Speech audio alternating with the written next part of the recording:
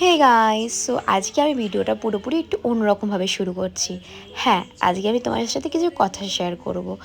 তোমরা আমাকে অনেকেই প্রায় কমেন্টসটা করো দেখেছি, তুমি নিজেকে কি করে এত মেনটেন করে চলো, রোদ্দুরকে সামলে, সিম্বাকে সামলে, তারপর তুমি জয়েন্ট ফ্যামিলিতে থাকো সেটাকে সামলে, নিজেকে সময় দেওয়া, নিজেকে যত্নে রাখা, নিজের শখগুলো পূর্ণ করা, তারপরে নিজের ভিডিওগুলো এডিট করে মানে নিজের লাইফস্টাইলটা মানে যেরকমভাবে চাও সেরকমভাবে করা আর কি, লাইফ লিড করা। কি করে তুমি নিজের লাইফটাকে এতটা ভালোভাবে মেনটেন করে চলো। সত্যি কথা বলতে গেলে যতটা ভিডিওতে দেখে স্মুথ বলে মনে হয় না, অতটা তো স্মুথ নয়। সবটাই না করে নিতে হয়। কোনো কিছুই তোমার লাইফে ইজিভাবে থাকে না, সবটাই তোমাকে আদায় করে নিতে হবে। আজকে যে আমি এই জায়গাটায় এসেছি না, আমাকে সেটা আদায় করে নিতে হয়েছে। অনেক দিন ধরে ঝড়ঝাপটা পড়ি না, তারপর আমি এত স্মুথলি হয়তো এই জিনিসটা করতে পারছি। সবার লাইফে প্রবলেম থাকে। আর হ্যাঁ, যদি বলো এত মোটিভেশন কোত্থেকে পেয়েছি, সত্যি কথা বলতে গেলে সেটা আমার দিদির থেকে। ও আমাকে আগাগোড়ায় অনেক সাপোর্ট করেছে, অনেক মোটিভেট করেছে, সব দিক দিয়ে বলতে পারো। ও শুধুমাত্র দিনই না, মায়ের থেকেও হয়তো অনেক বড়। মানে আমি ওকে যে কি বলবো, মানে হয়তো আমার মাও হয়তো আমাকে এতটা ভালোবাসতে পারবে না, বা আমাকে এতটা কেয়ার করতে পারবে না যেভাবে আমাকে ও করেছে, বা এতদিন ও করে আমাকে। মানে ও সব বিপদ থেকে, সব কিছু থেকে, মানে আমার খালি কোন বিপদে পড়লেই না একটা কথায় মাথায় আসে, সেটা হচ্ছে ঠাকুরের নাম, ভোলেনাথের নাম, তারপরে হচ্ছে ওর নাম। এছাড়া মাথায় কিছু আসে না।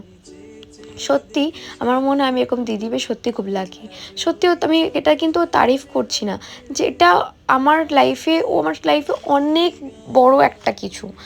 মানে ও ছাড়া আমি সত্যিই পুরো পাগল বলে মনে করি। ও যদি চলে যায় না, দুদিন কোথাও থাকে না গিয়ে, আমি পাগল হয়ে যাই যে ও কখনো আসবে। কারণ ও না থাকলে আমার আমার মনে হয় যে কি, এই হয়তো আমি এই বিপদে পড়লে তখন আমাকে কে উদ্ধার করবে, কেউ, এটা মনে হয়। সব থেকে বড় মোটিভেশন হচ্ছে আমার দিদি। ও না থাকলে আমি সত্যি কিছু করতে পারতাম না। ডায়েট বলো, নিজেকে মেনটেন করা বলো, বা ভিডিও তৈরি করা বলো, সমস্তটাই আমাকে সব কিছুতে মোটিভেশন ও দিয়েছে। তারপরে আজকে আমি এই জায়গায় দাঁড়াতে পেরেছি। জানি না ও নিজে ভিডিও করে না, কিন্তু প্রত্যেকটা দিন আমাকে বলে গেছে, তুই এভাবে কর, ওভাবে কর, এটা কর, সেটা কর, বোন তুই এটা পর, ওটা পর। সবসময় বেস্ট জিনিসটা আমাকে বলে যে এটা তোর পক্ষে বেস্ট হবে। আমি মনে করি যে আমরা সবাই ওয়ার্কিং মাদার। অনেকেও আছে দেখেছি কতটা গর্ব করে বলে যারা বাইরে কাজ করে, যে আমি তো ওয়ার্কিং মাদার, আমার তো প্রচুর কাজ থাকে বাইরে, সংসারে থাকো তোমরা কি করে বুঝবে। না, আমি মনে করি আমরা সবাই ওয়ার্কিং মাদার। আমাদের সবার সমস্ত বেশি বেশি কাজ থাকে। আমার মনে হয় যারা বাড়িতে থাকে তারা তারা বেশি কাজ করে। কারণ যারা বাইরে কাজ করে তাদের তো তাদের যদি বাচ্চা থেকে থাকে, তাদের বাচ্চা দেখার জন্য তো বাড়িতে কেউ না কেউ থাকে। আর তারা বরঞ্চ বাইরে গিয়ে তাদের মাইন্ডটা রিফ্রেশ করতে পারছে, দুজনের সাথে আরও 10 জনের সাথে কথা বলে তাদের মাইন্ডটা ফ্রেশ হচ্ছে, ঘুরছে, 10টা লোক দেখছে। যতই তুমি কাজ করো না কেন, কাজের মতো কিন্তু তোমার সেই আনন্দটা তুমি পাচ্ছ। আমার মনে হয় যারা বাড়িতে থাকে তাদের বেশি প্রবলেম হয়। বাড়িতে থেকে 10টা লোকের 10টা কথা শোনো, 10টা লোকের ফরমাইশ খাটার পরও 10টা লোক আরও 10টা কথা বলতে থাকে, তুমি এটা পারো নি, তুমি ওটা করো নি, এটা হলো না কেন, এটা টাইম মতো পেলাম না কেন। তারপর তারা বাইরে বেরিয়েও মাইন্ডটা রিফ্রেশ করতে পারে না। অনেক কারো তো বাইরে বেরোনোটাই নিষেধ থাকে, যে বাইরে বেরাবে না, এখানে যাবে না, গেলেও কারোর সাথে যেতে হবে। তো অনেক কারো, আমার মনে হয় যারা বাড়িতে থাকে, বললাম যে যারা বাড়িতে থাকে তাদের চাপটা আমার মনে হয় বেশি। কারণ বললাম তাদেরকে বাচ্চাটাকেও সামলাতে হবে, নিজে খেলে কি খেলে না সেটা দেখার মতোও কেউ থাকবে না। তুমি খেলে খাও, না খেলে না খাও, উল্টে তোমার ফ্যামিলির সবাইকে দেখে চলতে হবে। তোমার শ্বশুর, শাশুড়ি, স্বামী, আর জয়েন্ট ফ্যামিলি থাকলে তো আর কোনো কথাই হলো না। তাহলে চাপটা কার বেশি হলো, বাইরে যারা কাজ করে তাদের, না যারা বাড়িতে কাজ করে? আমি বলছি না যারা বাইরে কাজ করে তাদের চাপ নেই, অবশ্যই তাদেরও প্রচুর পরিমাণে হেডেক থাকে। তাদের হয়তো অন্যরকমভাবে অনেক রকম হেডেক থাকে, আজকে এই টাকা জমা দিতে হবে, বা কালকে এইটা করতে হবে, সেটা করতে হবে। আমার মনে হয় সবাই, আমরা বললাম না ওয়ার্কিং মাদার, সবারই চাপ বেশি। সবাই আমরা প্রচুর খাটনি করি। প্রচুর খাটনি খাটার পর আমার মনে হয় যে নিজের জন্য একটু সময় বের করা উচিত। অনেককে দেখেছি ভিডিওর মধ্যে নেগেটিভ কমেন্টস করো, আমার মনে হয় তারা যদি সেই টাইমটুকু নিজের জন্য কাজে লাগাতো, তাহলে বোধহয় তাদের মাইন্ডটাও ফ্রেশ থাকতো, তাদের মাথায় সব বাজে জিনিসও ঢুকতো না, আর নিজের জীবনটা আরও ভালো করে তুলতে পারতো। এই লোকের ভিডিওতে বাজে কমেন্ট না করে, শুধু বাজে কমেন্টস বলছি না, এই পরনিন্দা পরচর্চা এসব না করে, বা ফালতু টাইম ওয়েস্ট করতে আমি সত্যি পছন্দ করি না। আমি ওই টাইমটুকু নিজেকে সময় দিতে ভালোবাসি। নিজেকে সময় দেওয়া বলতে কি বলো তো, শুধুমাত্র এই ডায়েট করা বা মেকআপ করা এইগুলো কিন্তু একদমই না। নিজেকে সময় দেওয়া বলতে আমি শিব পুরাণ পড়তে খুব ভালোবাসি, একটু সময় ধরে কিছু ধরো বই পড়লাম, আমি বলছি না তুমি শুধু শিব পুরাণ পড়ো সেটা না, যা যেটা করতে ভালো লাগে, কারোর ড্রয়িং করতে ভালো লাগে, কারোর গান করতে ভালো লাগে, কারোর নাচতে ভালো লাগে। আমি ডান্স করতে ভীষণ ভালোবাসি, তো আমি থেকে থেকে না কিছু কিছু সময় ডান্সও করি। তো আমার যেটা ভালো লাগে আমি সেটাই করি। আমি কোনো কোনো সময় পেন্টিং করি, কারণ আমার ড্রয়িং করতেও ভীষণ ভালো লাগে। তোমরা হয়তো দেখেছো এর আগে আমার ভিডিওতে, ব্লগেতে, এর আগে যখন আমি রুম ডেকোরেশন করেছিলাম টপগুলোতে আমি বেশ ড্রয়িং করেছিলাম। তো আমি না ফাঁকা টাইমে ভাবি যে কী করব, কোনো না কোনো কিছু করতে থাকি। এক তো ভিডিও তো আছেই, সেগুলো ভিডিও করে ভিডিও এডিট করা সেগুলো তো আছেই, তারপরে নিজের পুরোপুরি নিজের ডায়েট মেনটেন করে, ডায়েট ফলো করে নিজের খাবার নিজে কিন্তু রেডি করতে হয়।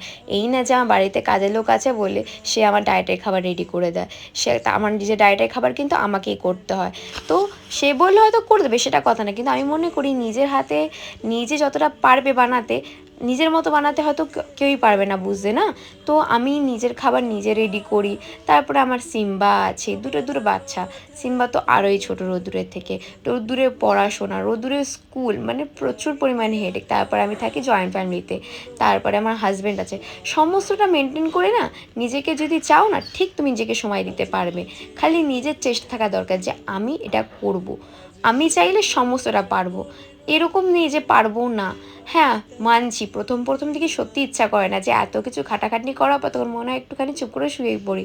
না, ওটা করলে তো হবে না, তাহলে তো আমি লাইফে এগাতেই পারবো না, কিছু করতেই পারবো না।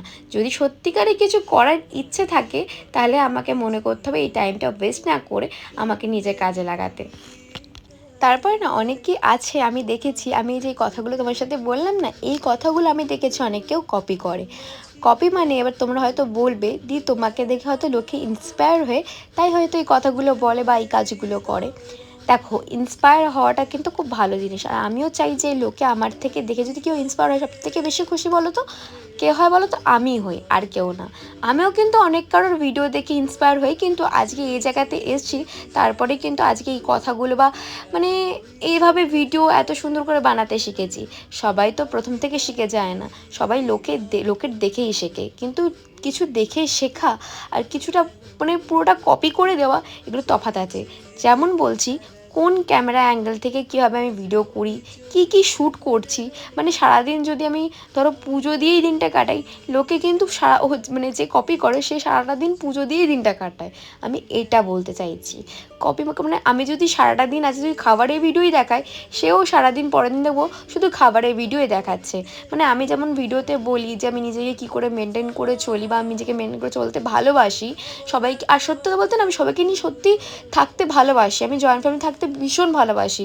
আর সত্যি কথা বলতে বিশেষ করো আমার রোদ্দুরকে দেখার মতো ছোটো থেকেই কেউ ছিল না, ছোটো থেকেই রোদ্দুরকে আমি নিজের হাতেই মানুষ করেছি। মানে আমার শাশুড়ি তো এমনিতেই তোমরা দেখেছো ওনার শরীর খারাপ, উনি কোনো সময়তে যে ওকে রেখে যে যাব এরকম সিচুয়েশন কোনো সময়তেই হয়নি, সব সময়তে আমার দিদির কাছে রেখে আসতে হয়েছে। হ্যাঁ বলি না সবসময় বড় সাপোর্ট ও, সত্যিকারেও বড় সাপোর্ট। কেন বললাম বুঝলে তো, তাই বলছি অনেক কারো তো শ্বশুর শাশুড়ি সবাই থাকে ধরার জন্য, কিন্তু আমার সত্যি কেউ ছিল না।